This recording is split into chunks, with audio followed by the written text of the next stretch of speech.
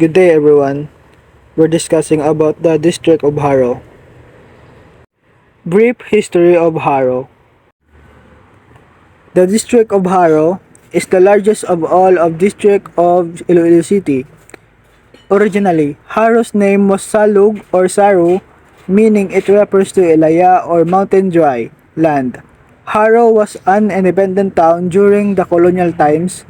The town of Haro was a home to several prominent families, and it was also the center of religious and economic power in Visayas during the Spanish rule. Haro was probably the richest town in the entire colony during the Spanish colonial period, 1521 to 1898, and presently Haro still remains as one of the richest city.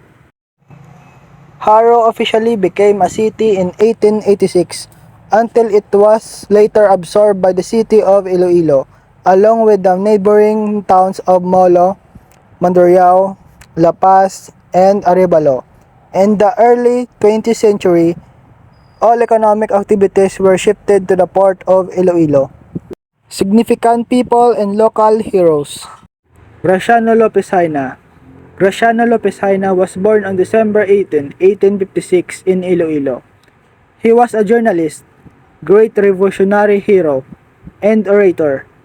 He also known as the founder of the fortnightly newspaper, La Solidaridad.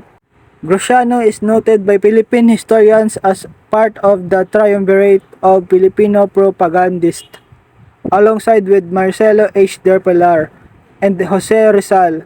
He died in poverty on January 20, 1896 of tuberculosis at unmarked grave in Barcelona.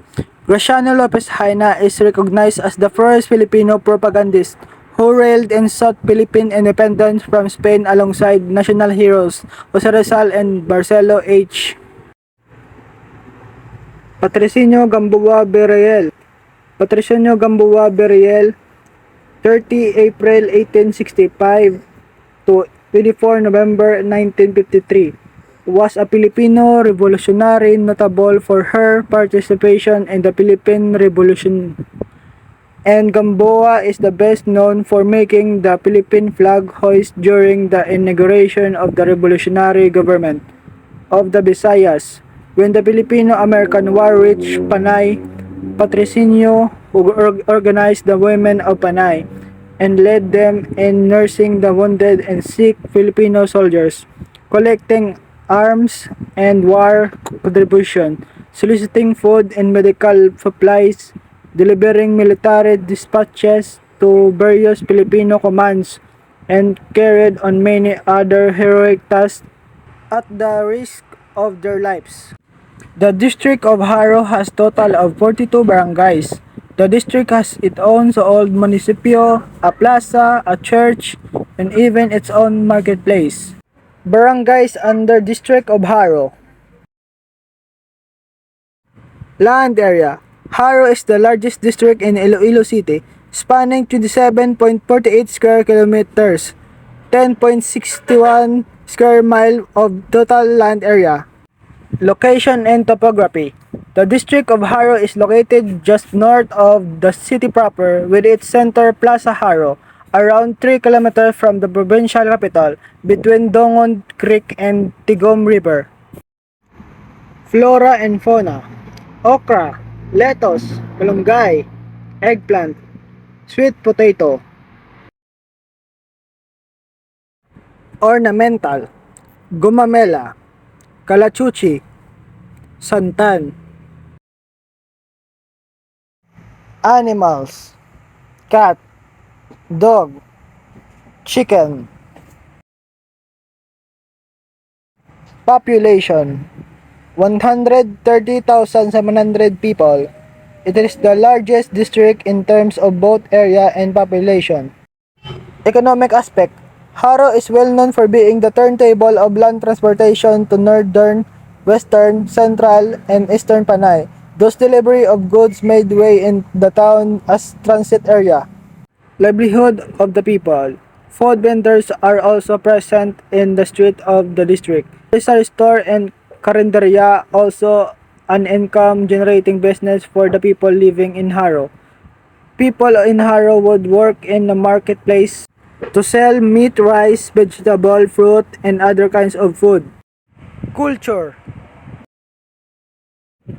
Spanish culture is heavily imprinted in Hareños way of life, the celebration of patronal fiestas, language and people, education and cuisine. Fiesta. Haro Fiesta, also called Fiesta de Haro La Candelaria and Gran Haro Fiesta, is annual religious festival in Haro in Iloilo City in the province of Iloilo, Philippines from January 24 to February 2. Food and cuisine. Toron, siopaw, batchoy, chicken asado. Custom and tradition. It is a practice to Hareños to celebrate the Feast of Candelaria and Semana Santa. Traditionally, the Hareños would buy candles and other religious items during fiestas. Infrastructure, historical site, tourist attractions. Haro Belfry. Haro Belfry was built in 1744 and made of bricks and limestone blocks.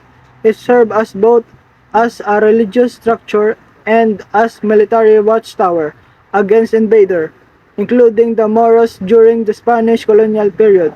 On July 1778, the belfry was heavily damaged by a strong earthquake. Old Haro Municipal Hall. The old municipal hall was built by the Demetrio Ledesma, who was the president municipal of Haro, which was then a separate administrative unit from Iloilo City. In 1933, the building was under construction and was completed in 1934.